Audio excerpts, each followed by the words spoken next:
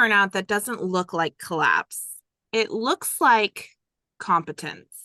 It looks like showing up, doing the work, hitting expectations, and quietly wondering why it all feels off, right? Not broken, not failing, just misaligned.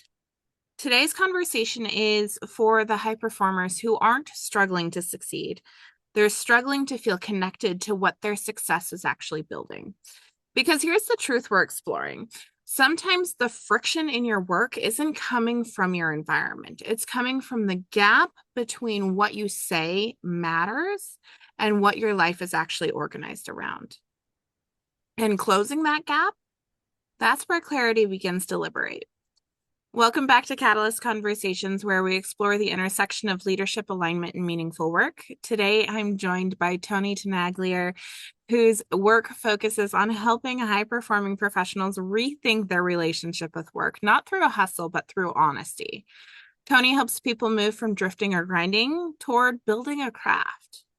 Tony, I want to start here because your work speaks to a very specific kind of person, the one who's capable, responsible, high functioning, and underneath all of that, something feels off.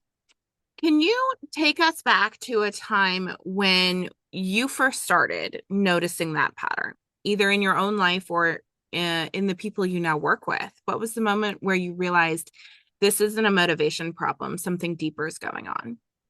Yeah, I guess a catalyst, if you will, right? Is kind of your question here. Mm, But Desi, thank you for having me on the show. So I started off in aerospace automotive manufacturing years ago. And my boss at the time, when he was training me to be this quality engineer, he taught me that, quality is in essence, say what you do what you say. So I said, okay, I don't know what that means, but sounds good. So I followed along. We did some training, walked the floor. And as I learned, say what you do is writing the procedures for how the operators are to do something in a process in a manufacturing sense. So how to get from A to B. The order comes in, how to process it, how to set up the instructions, how to inspect it, how to ship it out the door. So that's saying what you do. Doing what you say is now, okay, now I go out and I audit that process and see if they're actually following the procedures, following the things that we talked about. And as I learned over the years, I was like, wait a minute, you can take a kind of like terrible looking process, follow this simple sort of formula, make it really perform. And I said to myself, well, my life, why can't I use that? And I said, okay, if I'm performing really well at work, why don't I try to apply this outside of work? And that's kind of when the aha moment began. mm. I love that aha moment. Let me ask you this. How long did you try to push through before you started questioning that system itself? Yeah. So I'll say I was trying to follow the traditional song and dance, if you will, get a degree, get a job, get married. Let's just say I burned out hardcore. I tried to climb the corporate ladder, got fired. I tried to stick around for grad school in a program that I wasn't interested in, dropped out. It was called a Mm, failure at a job interview. And just, I mean, I guess at one point I was on a yoga mat, believe it or not. And I just realized it was like everything sort of slowed down as yoga teaches us. And I realized that, okay, good or bad, I'm still here, and that was another kind of like awakening for me. It's like, okay, I was trying to grind towards what society's telling me to do. Not that the degree and a job and getting married are bad things. It's just that I was forcing them into my life. Like, just like out of college, I'm like, all right, let's do this. We're going to climb to retirement, some arbitrary age. And as I try to like fight it to go faster, that's how I burned out. So it mm. took getting fired, dropping out and actually breaking up with a woman and just being single all by myself in a state. I didn't even know where I was. I was in Ohio. I grew up in New Hampshire. And just in that solitude, I was like, wait a minute, let's turn my life in this direction now. I love that. There is something so powerful in that because I think a lot of people listening have normalized that feeling. They've built identities, whole lives around being reliable, productive, and high performing. And something that I know is they haven't paused long enough to ask, is this Mm. actually aligned with what I respect? Right. The problem is they're not even asked, right? So the thing Right. is, we say, what do you do? And you immediately respond, oh, I do the thing that trades time for money. Right. And identity is beyond what you do, right? And society doesn't help us understand ourselves because it's like, No, we want you to say your job or, you're an entrepreneur or something, but you're a mother, you own a business, you do all these other different things, right? So it's like, how do you integrate those conversations? I don't know. I Right. think it's podcasts like this. Right. I agree absolutely. And one of the things um that I know about identity is that identity is not so much what you do, it's who you are and how you show up. So That's your identity.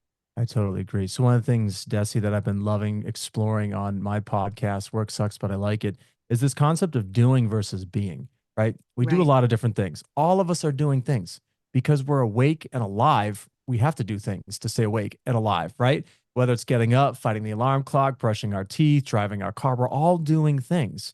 The question is, who are you being? Like you said, that's such an important question today. And it's not an easy answer, right? And Right. it's intimidating, right? I find myself going to the philosophy text. I'm like, oh man, this is like overwhelming. But I think just like what I've learned is just appreciating the smaller things. And what do I Mm, mean by that? So one of the things I've been doing for the past so many years with my brother, he's 4 years younger than me, and we live in about an hour away. But each night we text each other three things that we're grateful for. And what it reminds me is that, okay, my brother taught me that he would always include his family, he would always include his work and just something fun. And as I was texting him these three things I was appreciative of, I'm like, oh man, these are all work related. Like my life's mm, out of like balance here. He taught me to like, okay, it's beyond what you do, Anthony. It's being with your friends, spending time doing yoga, going hiking or whatever. And so just being appreciative of these little things to me has helped me understand more of who I am outside of the work that I do. mm. I think that there is something so incredibly true and powerful in that. And absolutely, you're right. Most people in society are not going to ask you that question. And I think one Right. of the things that most everyone relies on is being asked that question. Yet Mhm. you can give yourself permission to ask yourself that question. Love it. Absolutely. Mm-hmm. And one of the things that I like to explore as well, it's like, believe it or not, I feel like we don't practice our internal conversations enough. Our mind is always constantly spiraling, right? And Yes. everyone thinks, oh, I must be crazy because I have all these thoughts. No, you're just a human being. Like that's how it works. But we have to practice channeling those conversations in our mind or sometimes letting them just drift by like clouds overhead. And what has helped me over the years, of course, I've written books and write for a magazine, but journaling. And I know it comes up and it sounds so cliche. And I was like, oh, journaling, I don't do that crap. But yes, for you listeners, journal. You need to journal and write it out. Don't be typing it out. Write it out by hand. And that way you're practicing, again, this internal dialogue that you're having. So when you start, and again, I say talking to yourself, it doesn't make you sound insane. But as you start talking to yourself and thinking about your thoughts, you're going to be in a better position to see where this conversation is going in your life. Mm. Yes, I do journaling. I've got lots Love of it. journals over there. Have you done, Tony, have you done the exercise of dominant hand journaling and non-dominant hand journaling? I love that one, That's a Desi. very Yep. interesting exercise. It's supposed to be the conscious and the subconscious. And it's really interesting what comes up when you do that. And I think that just helps bridge the gap between who you are internally and how you're showing up in the world externally. I will admit, when I first did it, my handwriting was so bad on my left hand that I could barely read it. But yes, I agree. The more you practice, right, the better you get at it. But I love that activity as well. I think everybody's who does that exercise. My handwriting was atrocious when I started with my non-dominant hand. It was so bad.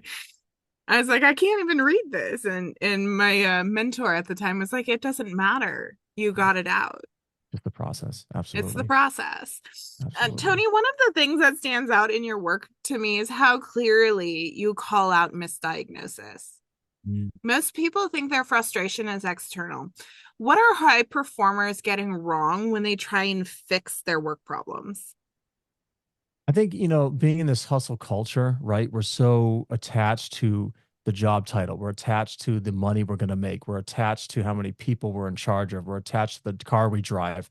It's always interesting to see, in high performers when they really start to perform, in my opinion, is when they go from the extrinsic reward, which is part of the game, right? Like I'm not saying that we don't do things just for whatever. But when they start to turn it inward. And I think and again, this is kind of like, what do we mean by that? and I believe it to be beyond just saying passion, because I'm so sick of like self-help, like go find your passion and, 4-hour work week and 5 steps to happiness. And it's like, there's a friction to work that we need to embrace. And I think the problem Mhm. with society today, we want to feel no pain. We think that when we're feeling pain, we're not human. But if you look at an Olympic athlete, she's running the whatever around the, I don't know the events of the Olympic Games, but anyways, like the event around the track, she's training her ass off, right? For that thing. She's in a lot of pain. She's sweating. Her muscles are hurting. But man, when she steps up, ready to go on that day, running that event, to win the gold medal, she's ready to go. Right. So it's Right. like in our mind, we all see ourselves standing on the podium, but we forget sometimes that the hard work is required, no matter who you are. People will say, like, oh, I'm not a Michael Phelps or I'm not a LeBron James. Doesn't matter. Like you can be, I think it was a NCAA, commercial. Like you can be a pro in something other than sports, right? So I like to use the term industrial athlete. So yeah, you're not doing, you're not an athlete, you're not playing sports, but you're still playing the game of work. You're still playing the game of life, if you will. I love that term. Excuse me. Um, I think what you are pointing to, and this is probably digging a little deeper into it, the attachments that we place on things, that is ego. Yes, That is I agree. ego. And when you dive deeper into yourself, you're removing the ego. And Uh, that is going to contribute to so much growth and development in becoming a high performer and becoming a leader and becoming and showing up for your family the way you want to show up. It speaks to the authenticity. And yet society oftentimes fosters ego, right? Why It do you keep think? Yeah, Go I want to spin it ahead. on you, Desi. No, I love this. Why do you think ego is getting in our way right now? Oh, oh man. Why is it Because even there? yeah, right. I mean, there's so many different avenues I could go down with this question. I think the biggest thing though is, we see everyone around us. It's kind of like that competition mindset, right? We see everyone around us who has all of these things, these inanimate objects that they can attach themselves to and be proud of, at least outwardly.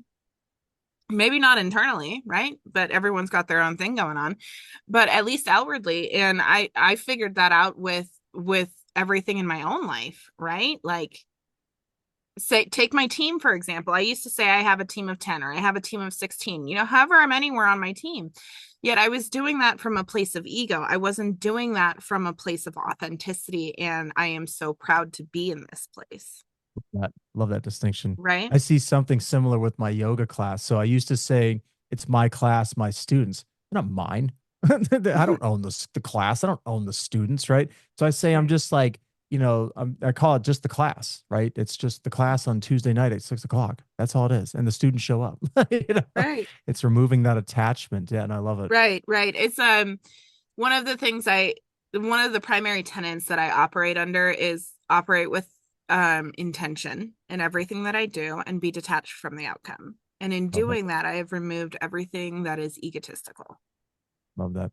But it's Right. challenging, right, Desi, sometimes because we Yeah. need we need the goal, right? We need to know what the outcome's going to be. But in the moment, we can't be so wrapped up in that goal, right? We can't be so wrapped up. But then on the other side, you hear from an athletic standpoint, it's like picture yourself being standing on the podium, right? Picture yourself on the winning team.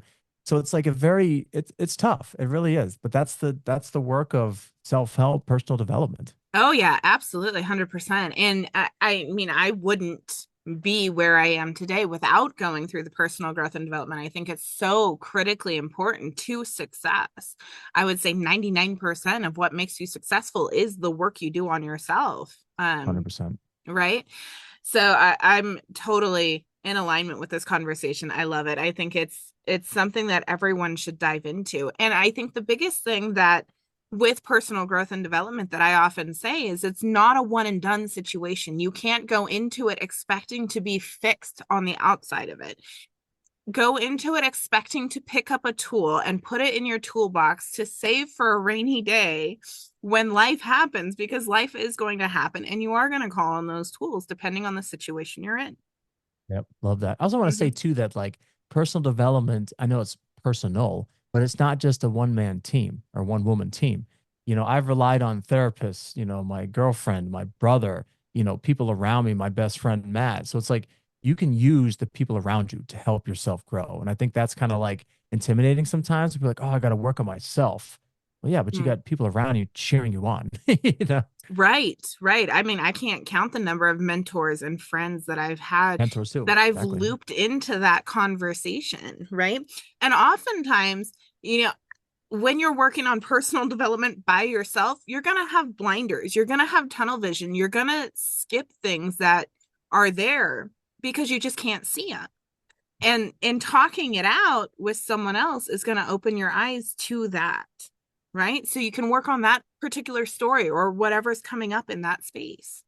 But I have to admit, like, and I totally agree with you. One of the things when I was first getting feedback from coaches, mentors as well in my life, it's like being open to that change, right? Because you have Mm-hmm. to let go of that ego, like we just talked about. It's like, well, no, I don't need to fix this. I'm perfect. No, you're not. Right. You're human, Tony. Like, so it's like you have to kind of, what I found to get feedback is I've attached everything to the breath. And I know I come from a yoga background. I teach it, I practice it as well.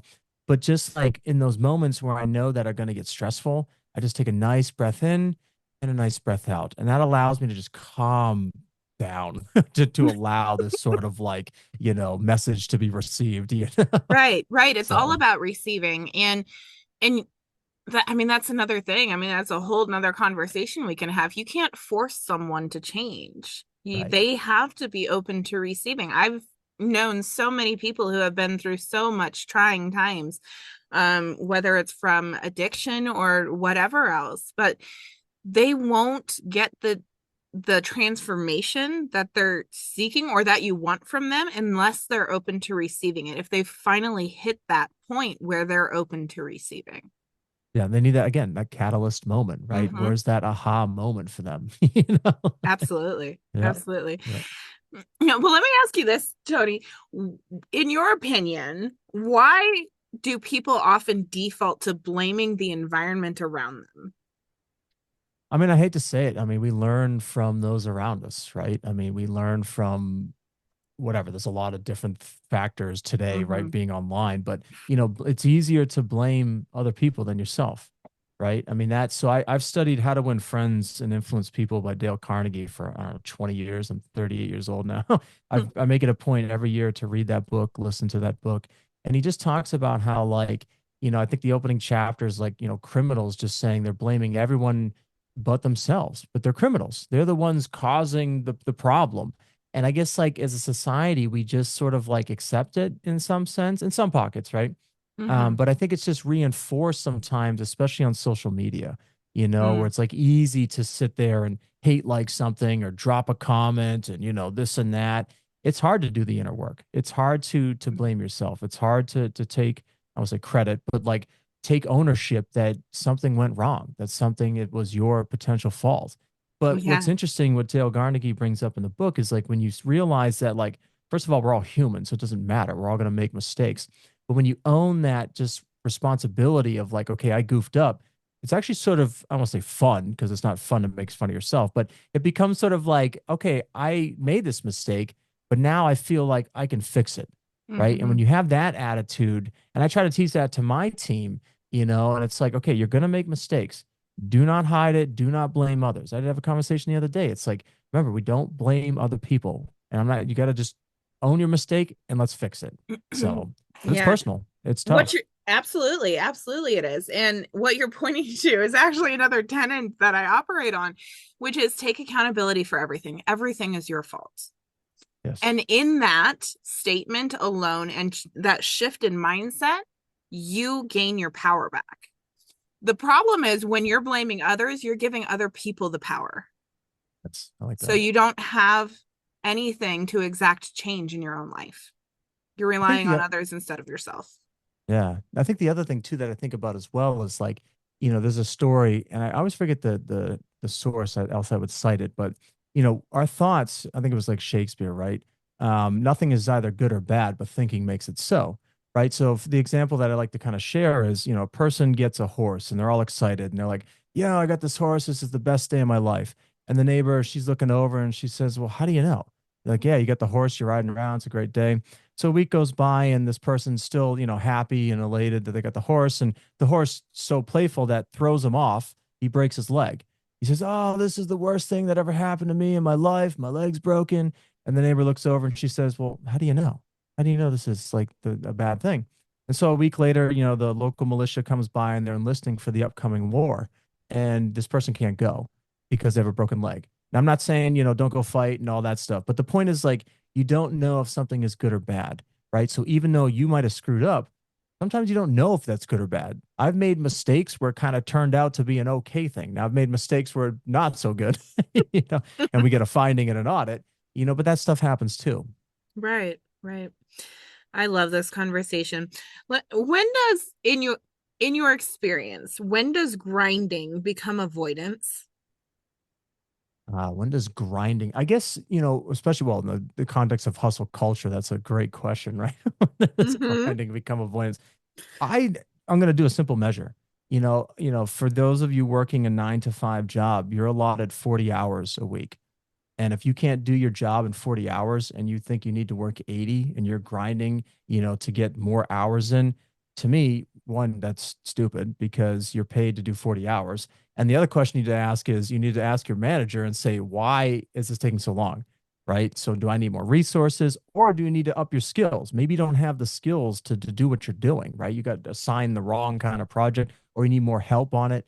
I think there's a lot of confusion with long hours being worked, and that's why there's the lure of like, okay, the 4 hour work week, which I understand what Tim Ferriss is getting at as well to some extent.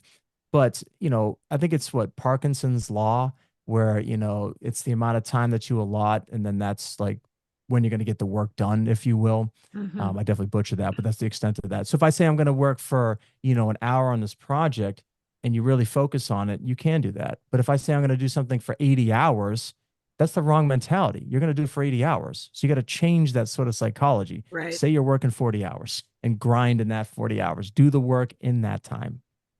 Right. I think what you're pointing to there, Tony, is self-discipline. I was in a coaching program and they had me get a physical wind-up timer, right? Love it. And you set it for 30 minutes or an hour, depending on what you're doing. And once that goes off, you're done. Love it. Yep. Right? That, It's about developing a habit. The analogy I use is it's like a bodybuilder weightlifting, right? Training. It's about developing the habit of getting it where it needs to be. yeah, I love that And example. once it's so deeply ingrained, you can't function if those habits are not in place. And these habits that we're talking about are the ones that are highly beneficial for high performers, right? Because once those habits are ingrained and you don't hear your timer, your internal clock's going to go, hey, you've been working on this for this long, Yeah. right? I mean, you said something key there about structure. What's Mm-hmm. interesting, and I'll quote Zig Ziglar, he says, most people want to be free. But when you take a train off the tracks, it's free. It doesn't go anywhere. So Mm-hmm. we think that we need to have no structure. We have all the time in the world, which we do. We have 24 hours, and 7 days a week. But like you said, when you say you're going to do it for 30 minutes, you put the train on the tracks. Now you're getting somewhere. Now you're getting to your destination. You'd be surprised at how productive you get in just that little Absolutely. shift. I 100% agree. You see my Oh, yeah. calendar, it's all blocked out in chunks of what I'm going to do things. I And call mine a even when I rainbow nap, calendar. I love that. I like that. Yeah. That's what mine looks like too. It's all color coded. I know what all the colors are. It's awesome.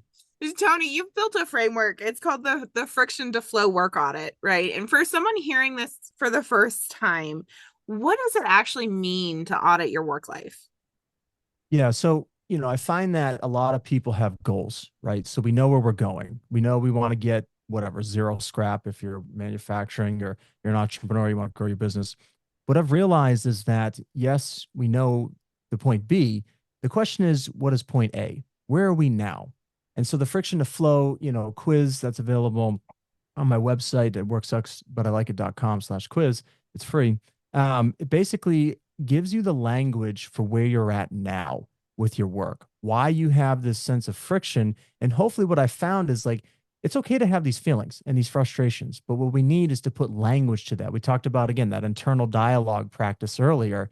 And so, this is a chance to start putting words to be able to articulate your frustration to work so you can take that next step towards that goal. Mm, I love that. I love that. It's so good. So good. It's taking stock and being present to who you are in this moment with what you're doing. Absolutely. It's so important to alignment. My favorite word, alignment, staying aligned with yourself. But present, like you said, I mean, Hmm. that's the biggest challenge, as you know, Desi, today working with teams. People are thinking in the past, they're thinking about the future, which is fine. There's a time and place for that, but we have to be in the present, right? We have to be in the now. You And as the absolutely have to be in the now. I Yep. I heard a quote. I heard a quote that anxiety comes from thinking about the future. I forget who says it. Anxiety is derived from thinking about the future, and depression is about thinking from the past. I love that. Okay. Staying in the present is what will move you forward. Yep. I love that. And I probably totally butchered that quote, but No, I you love get the that. gist of it though. Yep. No, no, no. Yeah, and what I really appreciate here is that this isn't about adding more effort in, right? It's more about building awareness of yourself primarily. And that's where the structure begins to support instead of suffocate. I want to break down into one of your core ideas, the difference between drifting, grinding, and building a craft, because I think a lot of people don't actually know which one they're in. Can you walk us through those three states? Absolutely. So those three states are basically derived from a psychologist, Mihai Csikszentmihalyi. So he was this basically did this study. They call him the father of flow. And some of you, you know, have heard of flow states where you're in the zone, right? Think of a project you might have been working on, and it seemed like minutes went by, and you're like, "Holy crap, 4 hours went by, and I got all this work done." That's a flow state. There's a lot of stuff going on in the brain with all that. So anyway, so Mihai came up with this stuff in the 80s and the 90s. He did this study and he derived this flow channel. And so how I thought about it was again, sort of like my, I guess, 3-year-old brain here, my engineer hat. I said, okay, well, this is like a map to me.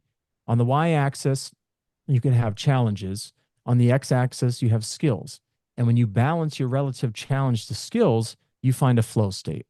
So flow has three things. They call them the three antecedents to flow. Basically, the things that put you in a flow state. You need to have clear goals, immediate feedback, and this challenge to skill ratio balanced. So to me, when you're a drifter, you are, you know, not on the flow channel. You are just drifting through work. You're there for just the paycheck. You're just scraping by in life. You're just doing, you know, you're drifting. You're just Bare drifting. minimum. Exactly. Thank you. Exactly. The bare minimum. Exactly.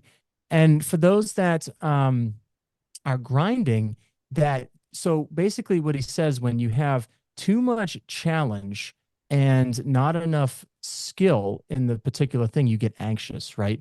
And so I find that to be our grinders. We're just like, you know, especially I think in the context of a 9 to 5.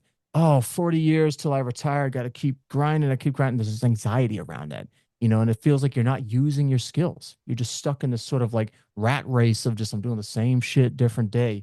And so that's kind of the grinding aspect where you are, your job is giving you enough challenge, but you don't feel like you're using your skills. So then let's flip it to the other side. Let's go down to where the skills are in the flow channel, where I'm say, you know, someone's got a PhD and the job is like, you know, putting toothpaste caps on the bottle, you know, whatever. And it's like, okay, well, clearly there's not enough challenge for this person with all this potential skill, right?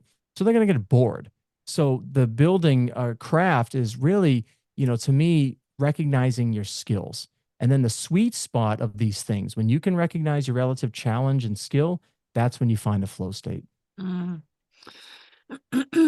I think that is incredible insight. I love that.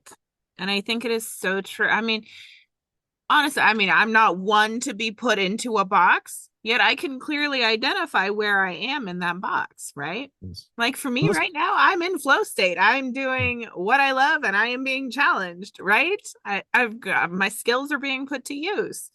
Um, so I love that. The but main just to thing, be oh, sorry. yeah, go ahead.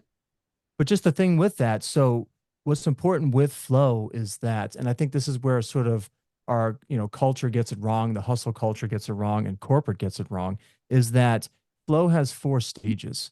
So there's a struggle, release, flow, and recovery. And, you know, so basically those 4 stages are, say I'm working on, you know, a problem. right? And your boss, is giving you this report and the customer's yelling at you or whatever it is. So you're struggling to figure out, okay, what is the challenge here? What are my resources? Do I have the information? And you're kind of like grappling with this problem, trying to get a solution. Okay, you know that it's due by the end of the week. So each day you're going to work on it. So you struggle to get sort of the information together. That's phase one.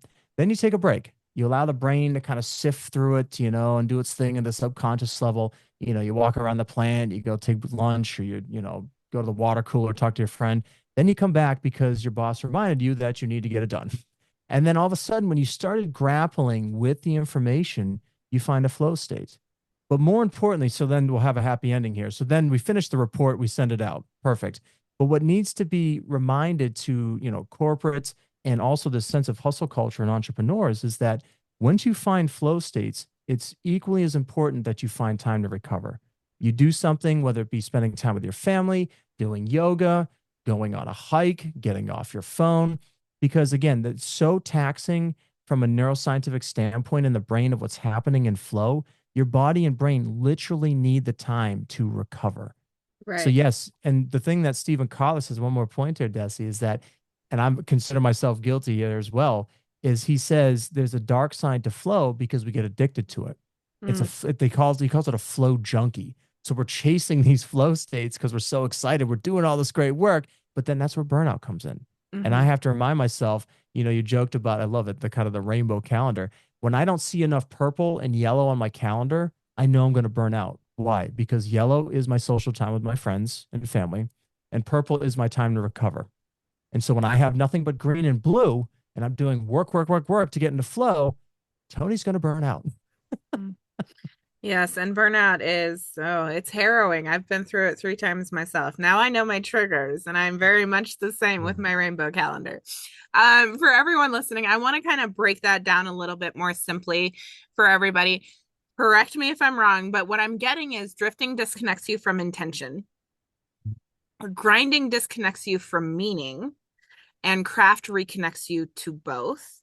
And that's where work starts to feel like something you're building instead of something you're just enduring. Love that. I love that. Right. And it's Okay. also like, yeah, love that. Perfect. Good summary. Perfect. At the center of your philosophy is something simple and not easy. Say what you do what you say. We talked about it in the beginning, right? Where do people most often break that agreement with themselves? I think it's this a bit, well, that's interesting. I was going to say saying, but then I thought I'd be doing, but I'm going to go with saying. I'm going to go with my gut here. So saying what you do. And why do I say that? Because, again, we talked earlier, as you mentioned, the importance of having this internal dialogue practice, right? Journaling, talking with a good friend or significant other about a conversation, and just being allowed to share thoughts and feelings as they arise, right? That's such an important thing. So I guess like to me, I say what you do is where people kind of fall off because they're saying, "Oh, I need this car. I need this house. I need this job. I need to make $1 million. I need to have 10,000 followers on Instagram or whatever." And yes, again, those are part of the equation for this, but it's like to me there's this sense of like resonance when you say something. And it's not, quantitative. And I'd love for it to be one day. We can't measure each other's thoughts yet. We can see the electrical waves, but we don't know what the thoughts are. But anyways, like the only way I can describe is when you start, practicing in this dialogue with yourself, with others, you start to realize this sense of harmony and resonance with the words you're saying in your body. So now when you start to do these things that you're saying, now you're starting to put the pieces together. And like you said, working towards this meaning, in your life and your work. Yeah, absolutely. 100%. Um, now, continuing along that line, when people break that agreement with themselves, how would they rebuild integrity without becoming rigid? Yeah, it's funny because like, I'm very rigid in my like the calendar, right? It's an example of being a little maybe too rigid sometimes. So one of my favorite drummers, Neil Peart from the band Rush, he says, never leave spontaneity to chance.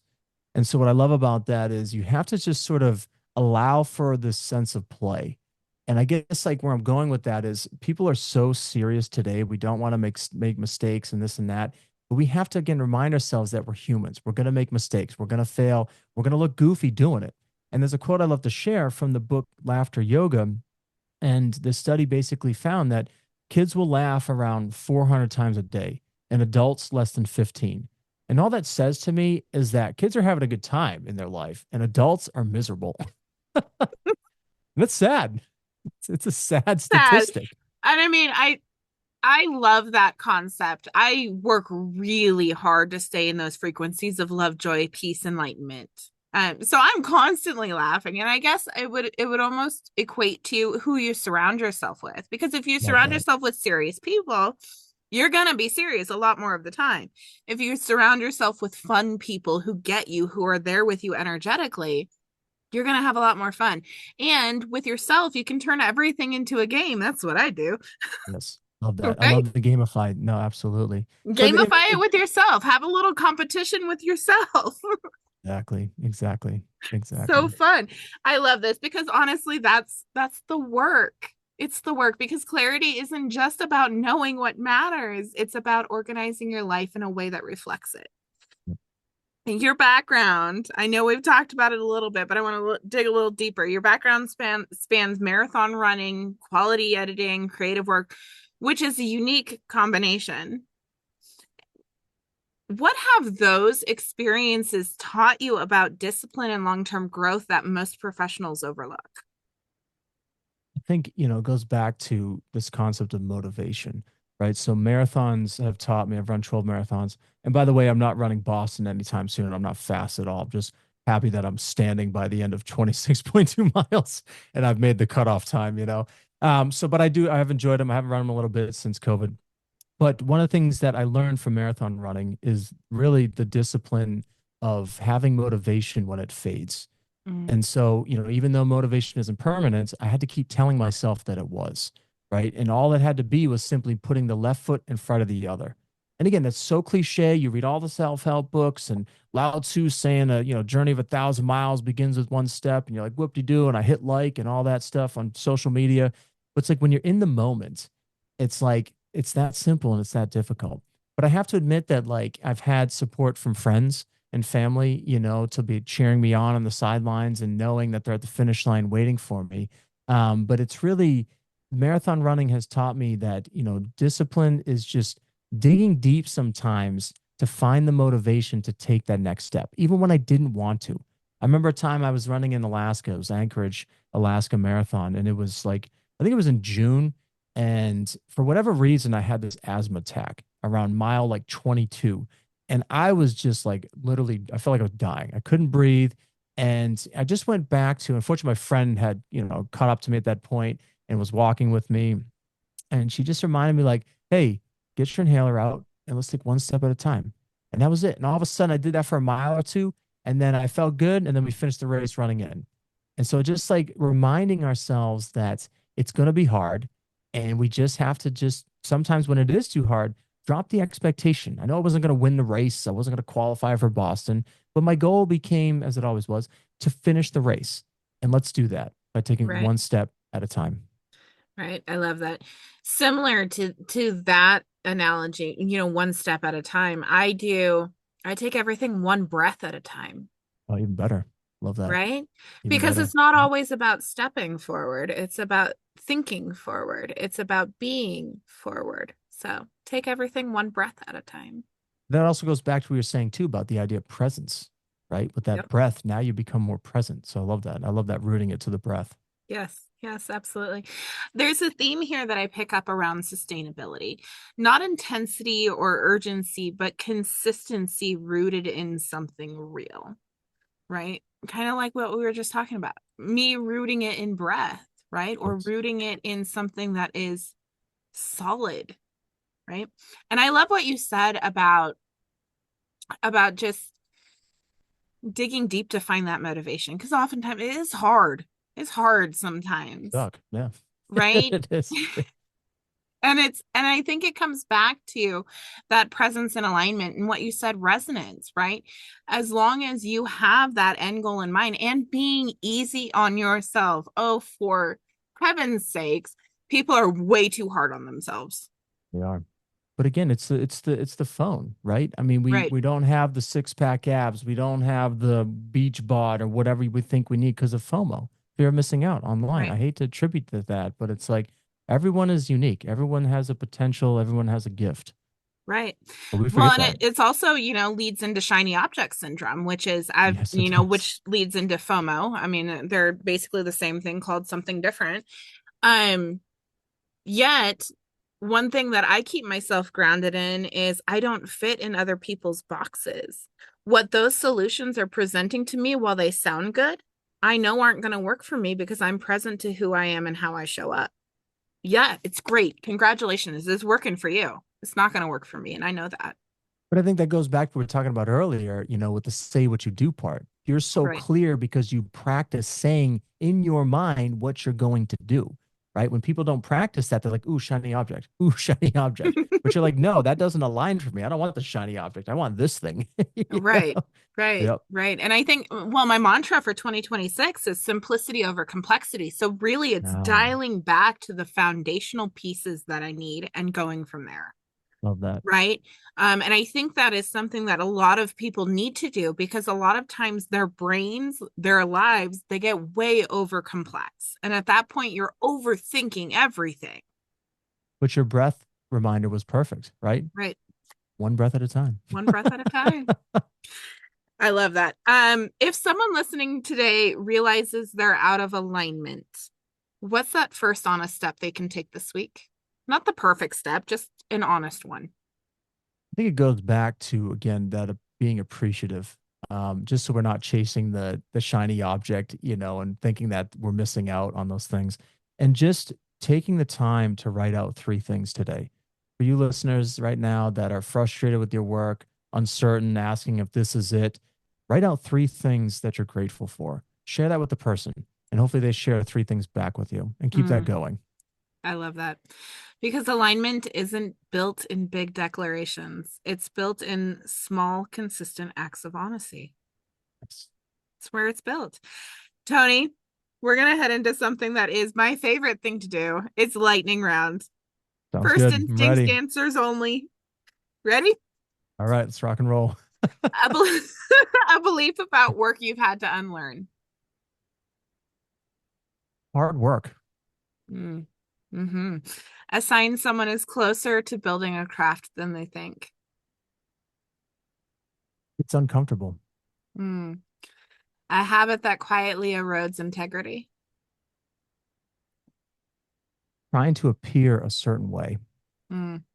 One question everyone should ask themselves weekly. Who am I being today? Mm. What does meaningful work feel like? Really, harmony and flow.